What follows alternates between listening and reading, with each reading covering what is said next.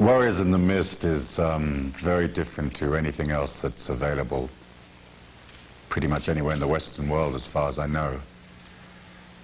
A lot of seminars take place in hotel rooms, and that's a good thing, because people can think about the psychological, spiritual concepts, and they can think about how to toughen their will, and they gain valuable insights into their psychology. But it doesn't really come together as a consolidation until you take it out in a practical way and force yourself through the disciplines, through the endurance, and put the concepts that you've learned elsewhere into reality.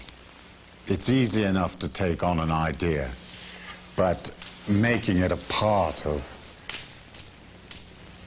your real life takes longer, doesn't it? It starts as an intellectual concept, and eventually it becomes a solid feeling. I am what I am. That sense of serenity, that sense of courage and fearlessness, the sense of power, what I call in my book silent power. So when you know, you don't necessarily have to talk about it. You can move through the world, and you can perceive an alternate reality. You can have an enormous strength and not make a great show of it.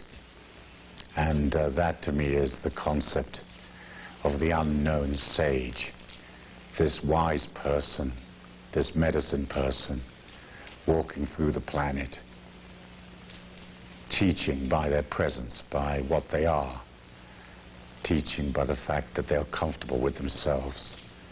And that is really what we're hoping to reach, the journey from ego and all the agony of the ego to the serenity of spirit. And that is how, I believe anyway, we would transform the world gradually over a period of maybe hundreds of years and many generations, but all the tribes and all the people, little by little, moving away from this very separate reality. We are this, and those people over there are less than us or different to us. We are this. In the end, we're not so much this. We're not African, Italian, Irish, Catholic, Hindu, Buddhist. We're spirit, pure spirit. And when our planet and our people realize they're pure spirit, then eventually this evolution will change and everybody will become free. I think what makes these seminars and these experiences so different is that I do lace into them this idea of the etheric body, the subtle body. Etheric comes from a Greek word which means to blaze, and it is this blazing energy that is the real you. It's